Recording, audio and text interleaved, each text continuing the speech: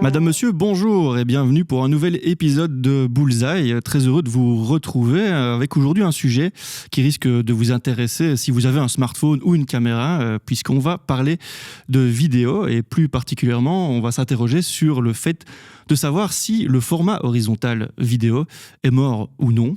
Et pour traiter de cette problématique, j'ai le bon plaisir d'être rejoint par trois membres de l'équipe cible, avec à ma gauche le seul et unique Kevin Reinhardt. Salut. Ça va ? Oh, super. Voilà, Kevin. Assez excité par ce podcast. Je me sens attendu au tournant par l'ami Vivian et par Laurence. Oui, on sait que tu es en ébullition sur cet épisode depuis un certain temps. Donc Kevin, pour rappel, tu es social media manager chez Cible et copywriter parmi tant d'autres casquettes, on le sait. Oui, on écoute aux Suisses. Voilà, on écoute aux Suisses chez Cible. Et puis en face de moi, j'ai Laurence Lizin, conseillère en création. Conseillère en création. Ah oui, j'aimerais bien un nouveau titre un peu créatif à chaque fois. Mais oui, pour ce tête-à-tête, moi toujours stratégie digitale. En tout cas, j'ai ajouté le titre de créative devant parce que je trouve que c'est important d'être créatif dans sa stratégie digitale. Et dans la vie de manière générale aussi, finalement. Oui, c'est mieux aussi. Voilà. Et puis à ma droite, on a Vivian Gilles, et qui de mieux que lui, de mieux placé que lui pour parler de la vidéo, puisque, je vous le donne en mille, il est vidéaste. Exact. C'est ça. C'est ça. Belle description, vidéaste. Voilà. Donc voilà. C'est ma première casquette, vidéaste. Graphiste aussi, mais jadis, et motion designer. Voilà, c'est ça. Et Vivian, je propose qu'on commence par toi, parce que finalement, c'est un petit peu toi qui as créé le pôle vidéo chez Cible. Est-ce que tu pourrais peut-être nous recontextualiser un petit peu la genèse de notre branche vidéo ? Tout à fait. Donc dire que je l'ai créé, je ne sais pas si c'est le mot, mais on va dire que mon arrivée ici a officialisé le fait qu'on faisait des vidéos en interne et qu'on n'externalisait plus toutes nos productions vidéo. Voilà. À partir de là, on s'est équipé et on a évolué au fur et à mesure des années, de la demande du client. Et donc, voilà pourquoi est-ce qu'on peut parler maintenant d'un pôle vidéo chez Cible, dont on fait partie, toi et moi. C'est ça, c'est juste. Un pôle vidéo qui, évidemment, comme tu le disais, a évolué, et ça tombe bien, puisqu'on va parler de cette évolution aussi à travers ce podcast. Mais avant ça, production Netflix après. tout de suite l'ambition. Prochainement.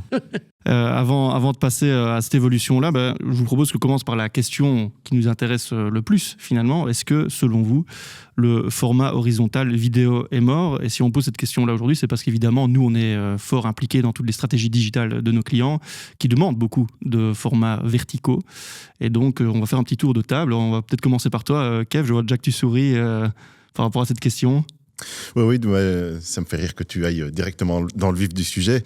Et alors, moi, je vais tout de suite donner ma réponse que vous attendez tant. Eh bien, non, le format horizontal n'est pas mort, mais pour moi, il va devenir vraiment marginal, étant donné que par l'arrivée de TikTok, tout le format vertical a vraiment pris de l'ampleur et pour moi, va continuer à en prendre. Il y a de nombreux signes qui le prouvent, on pourra peut-être en parler tout à l'heure, mais je m'attends à une progression encore plus grande du format vertical.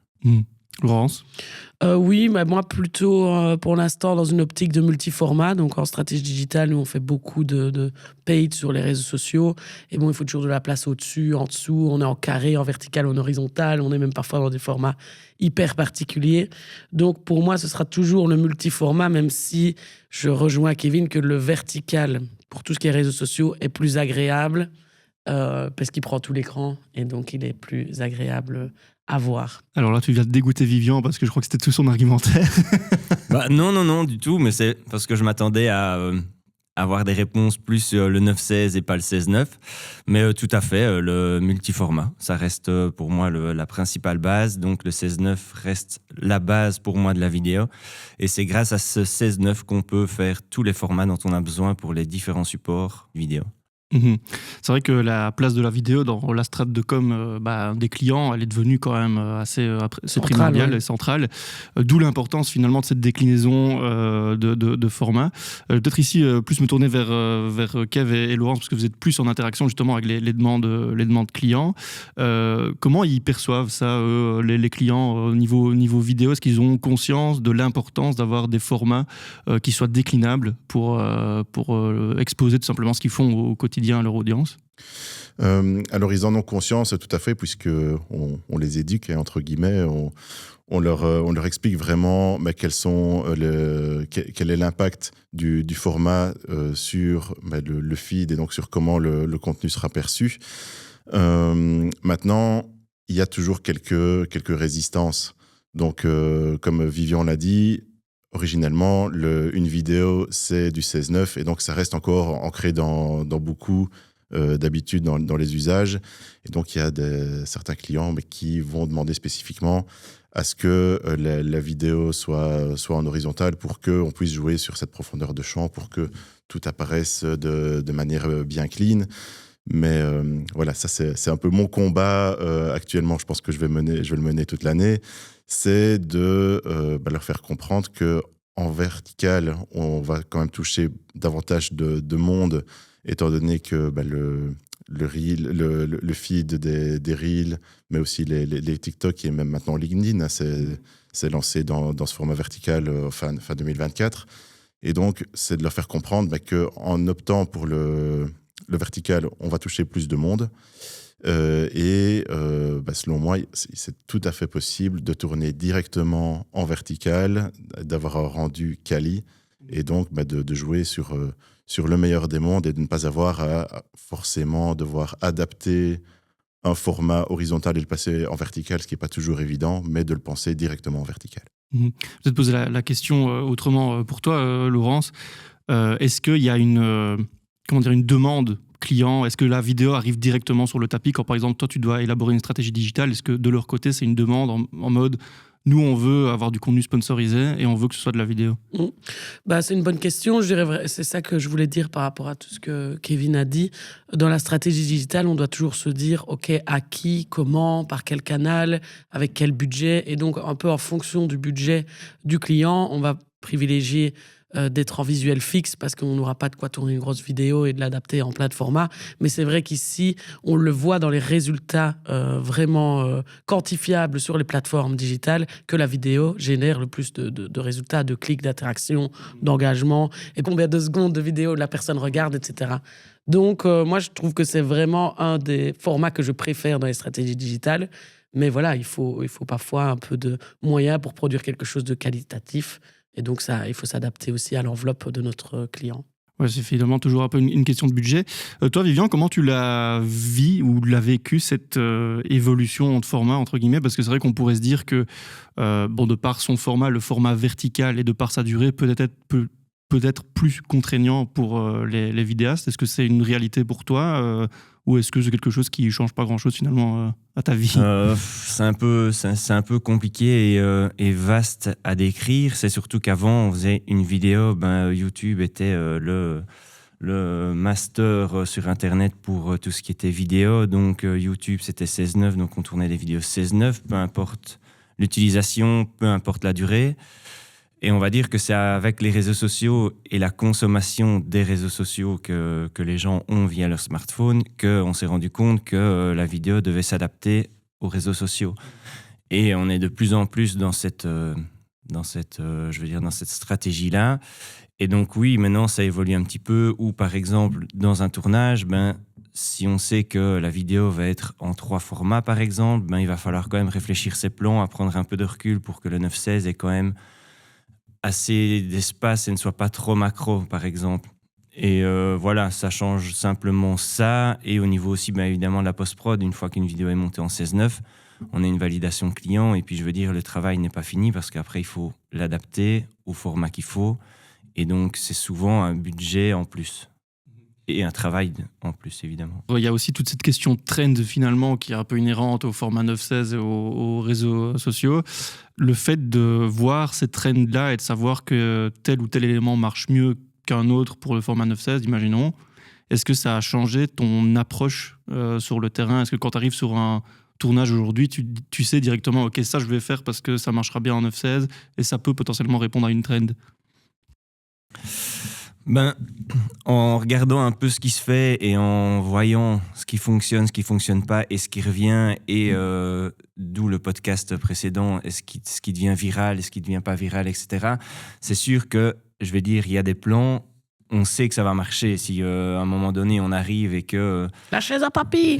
Voilà, je ne dis pas que je vais prendre une chaise et que je vais faire une voix off derrière à chaque fois, mais c'est sûr que quand on manque de temps et qu'on est pressé par le temps, etc., il y a des plans sécures, comme je les appelle, et on les tourne et on est certain que ça, on les a, on sait que ça fonctionne, et je veux dire, on peut un peu assurer avec ça.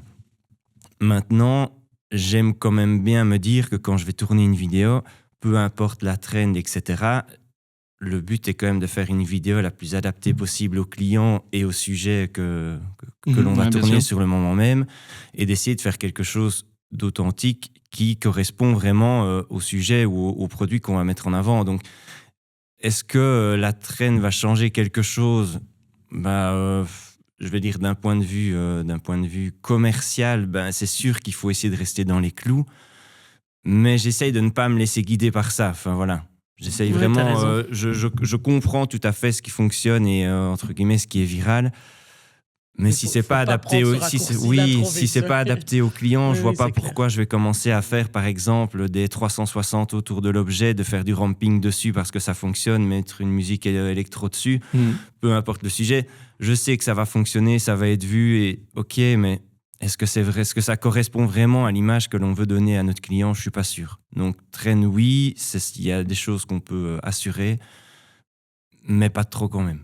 Personnellement, une trend que moi j'observe sur Instagram, en tout cas dans mon feed, c'est souvent comme ça, c'est que tu as des reels où en fait tu as une hybridation du format vertical qui devient horizontal. En gros, c'est du vertical, mais où le vidéaste te dit... Ça, c'est les petits malins. Retourne ton téléphone et alors ça devient horizontal, tu vois. Mais ça, j'aime beaucoup, moi.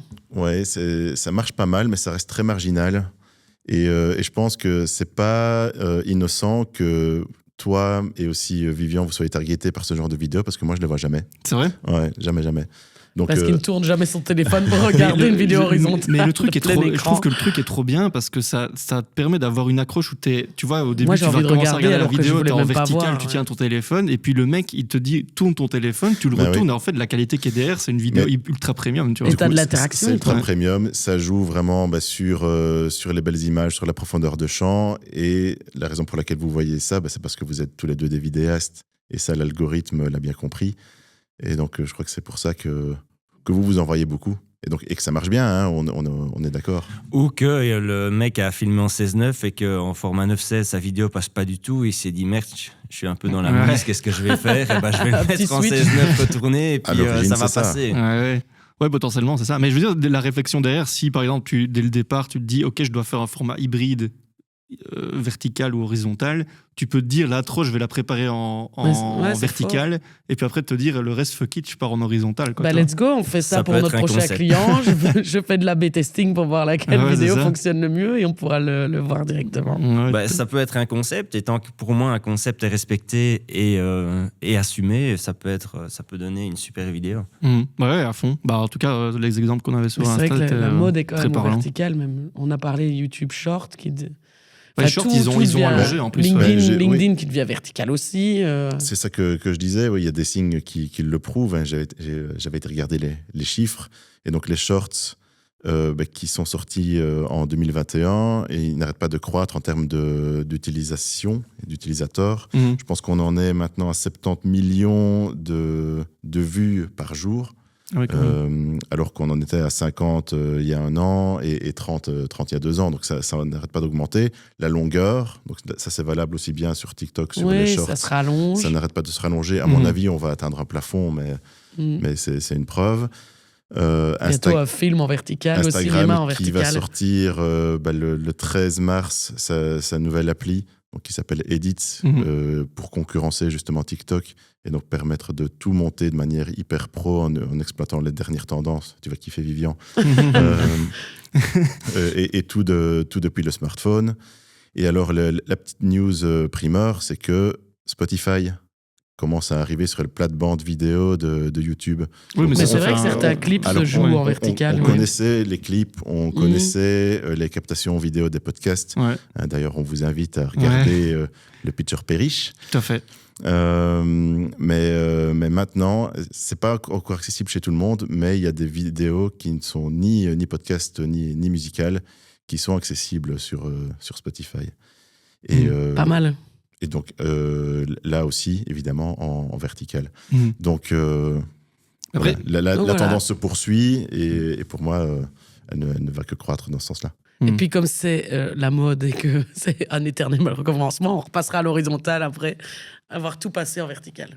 Ça rejoint un petit peu aussi, vous, votre réflexion à Kevin et Laurence en termes de stratégie et de contenu éditorial. Finalement, c'est réfléchir aussi au contenu dont vous avez besoin pour satisfaire les besoins des clients. On doit vraiment se nourrir de tout, des formats qui fonctionnent, micro-trottoirs, etc., qu'on peut adapter, mais pas non plus de tout dans sa globalité. On laisse tomber un peu toutes les trends futiles et inutiles. Oui, bien sûr. Et moi, je rejoindrais ce que Vivian a dit en disant et en précisant que en fait, les trends, elles nous permettent de toucher un maximum de monde. Donc, pour ceux qui ne sont pas au courant, lorsqu'on publie un Reel ou un TikTok, on touche à peu près 80% de non-abonnés contre 20% d'abonnés. Donc, ça permet vraiment d'élargir son audience. Et donc, c'est à ça que ça sert d'utiliser des trends pour vraiment toucher d'autres personnes. Mais si on utilise une trend mais qui n'est pas en accord avec sa tonalité de marque habituelle, les gens qui vont être intrigués et qui vont aller voir notre page ne vont pas commencer à aller s'abonner et aller nous suivre. Donc, il y a quand même un juste milieu à trouver. Ouais.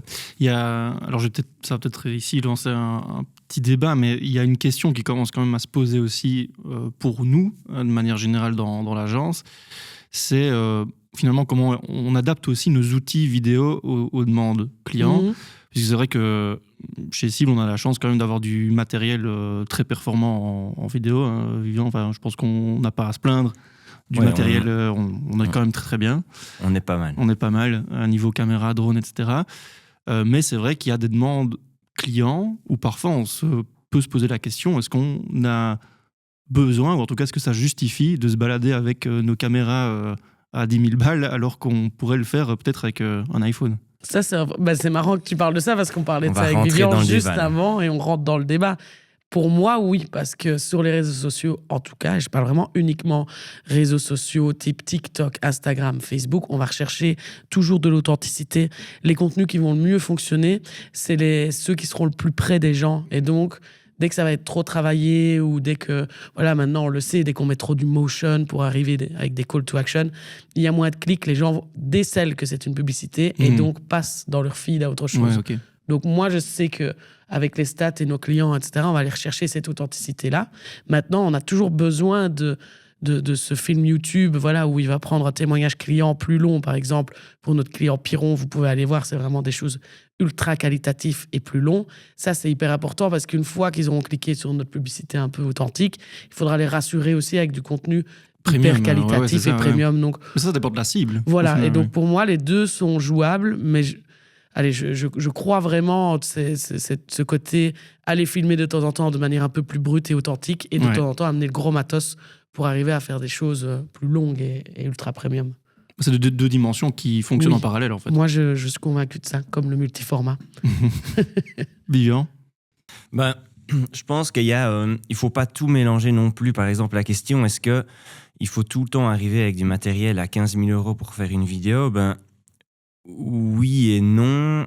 Je veux dire par là qu'un iPhone, le nouvel iPhone, par exemple, je crois qu'il fait du ProRes, il fait du 4:2, donc c'est des termes un peu techniques, mais je veux dire, c'est de la haute résolution. C'est de la haute résolution, et donc, pour moi, l'outil, il faut bien distinguer quand même l'outil et de ce qu'on va faire de la vidéo. Par exemple, si je vous demande de faire une dictée, que quelqu'un utilise un stylo, l'autre un crayon et l'autre un bic, est-ce que les 3 dictées vont avoir des prix différents parce que on a écrit avec un outil différent?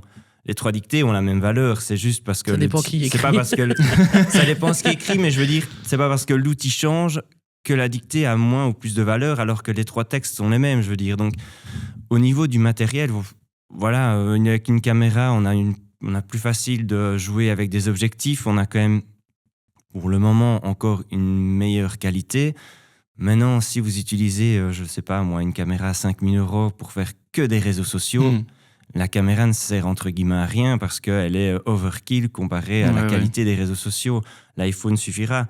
Et à côté de ça, vous allez prendre un iPhone et vous pouvez aller voir sur YouTube filmer avec un iPhone et vous allez avoir des films où vous vous dites wow, c'est une production cinéma, alors que le gars a un iPhone en main, limite il n'a pas de stabilisateur, il le fait à la main levée et c'est tout aussi quali. Donc l'outil c'est vraiment différent. Ça dépend qui l'utilise aussi. Et c'est voilà. Donc il y a quand même qu'un très bon vidéaste peut s'en sortir avec un iPhone et qu'un très mauvais vidéaste sera aidé par une bonne caméra. Un mauvais vidéaste, qu'il ait une Sony, qu'il ait une énorme caméra ou un iPhone, la vidéo sera pas bonne. Et un super bon vidéaste, tu lui donnes un iPhone, même un moins quali, il va jouer avec les imperfections de l'iPhone, il va réussir à te faire quelque chose de super immersif et tu vas te dire waouh, quel truc de dingue.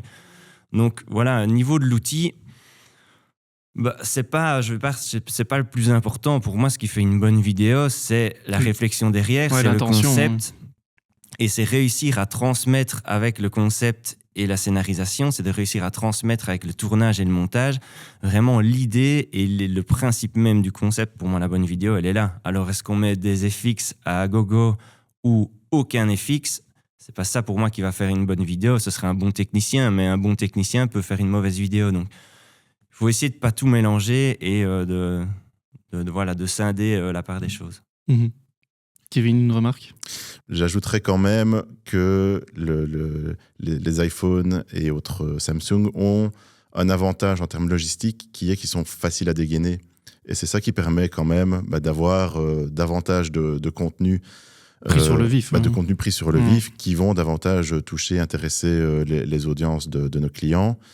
Et alors, il y a aussi une autre dimension, ça, je ne sais pas si on peut en parler, mais l'air de rien, si on arrive non pas avec la grosse Bertha, mais avec un iPhone et un bon petit micro, c'est quand même beaucoup plus facile en termes de captation et de montage par après. Et donc, en termes de budget, à budget égal, on va pouvoir faire plus de contenu. Ah oui, ça c'est sûr. Et donc, dans une stratégie social media, pour moi, c'est tout bénef. Après, ça dépend de l'intention et du type de vidéo qu'il y a derrière. C'est ça. Hein. Ouais, il faut essayer de parler de la même chose aussi, de faire une vidéo et faire du contenu sur le vif, etc. Pour moi, c'est pas comparable à faire à scénariser une vidéo et faire une campagne, etc. Donc, je suis d'accord que ça a plein d'avantages d'avoir un smartphone dans sa poche et de dégainer, d'appuyer sur Rec et d'avoir du contenu, mais vertical et horizontal, finalement, si on interprète un petit peu la discussion, c'est qu'ils vont de pair, avec plus une tendance verticale. En fonction de la stratégie digitale, oui. Ils se complètent. Voilà. Moi, je trouve qu'ils ne vont absolument pas de pair. C'est le 16:9 qui reste une base et avec le 16:9, on en fait ce qu'on veut. Pour moi, une vidéo, si on extrapole même un petit peu, pour moi, une vidéo n'a pas de format. La vidéo s'adapte à son support. Donc, si c'est du 16:9 et si maintenant on fait une publicité 16:9, elle est super dingue, elle veut passer au cinéma, on passe pour du 2:35, je pense. Donc, encore un nouveau format dont on parle pas. Et donc, c'est pour ça que ça me fait dire qu'une vidéo, c'est du multiformat, c'est le 16:9 une base et après, on peut la décliner en ce qu'on veut. Je suis subjugué par cette conclusion de notre... Que tu rejoins, qu'on ne rejoint pas tous. Avec plaisir, c'est gratuit. Que je partage tout en admettant que... je pense qu'on est d'accord là-dessus, c'est que le vertical a son utilité aussi. Oui, ça dépend pour moi de l'enveloppe budgétaire vraiment et de la stratégie digitale. Ouais. Parce que mais moi, je perçois toujours le vertical plus comme un produit d'appel en fait, vers des trucs plus premium. En gros, pour moi, non, mais c'est vrai, je vois ça comme vraiment une espèce de premier tremplin où c'est un petit apéritif, quoi, on va dire, où voilà, un truc un peu spontané, un peu rough comme ça, et puis si tu veux aller voir plus loin, tu vas voir plus loin, quoi. Ça dépend le but. Dis ça aux créateurs de contenu qui ont des millions et des millions de spectateurs qui regardent plus de 2 minutes de vidéo, ils font tout avec leur smartphone Et ils font des contenus quand même qualitatifs. Je ne parle pas de Kim K, mais... Donc, tu peux réfléchir à ne créer des contenus que en vertical. Et pour conclure, ne mélangez pas non plus une vidéo qui est là pour faire des chiffres et des vues et une vidéo qui est là pour vendre un super beau produit et qu'on essaye de mettre un concept et une scénarisation derrière. C'est ça. Mais il faut qu'ils vendent le produit. Ou sinon, tout le monde peut montrer ses fesses sur Instagram et ça fera des vues. Allez-y, Mais justement, je ne te parle pas de ces influenceurs-là, je te parle des créateurs de contenu. Mais ça peut être un nouveau podcast.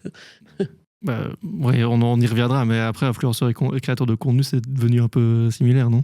Non, parce qu'un influenceur, c'est quelqu'un qui a gagné sa communauté en étant une star de télé-réalité et qui influence en vendant des rouges à lèvres. Et un créateur de contenu, c'est quelqu'un qui crée des contenus depuis très longtemps sans être connu et qui est connu grâce à sa création et à son style de vidéo. Eh ben, Laurence, merci d'avoir déjà lancé le prochain podcast. Voilà. On te remercie. De rien.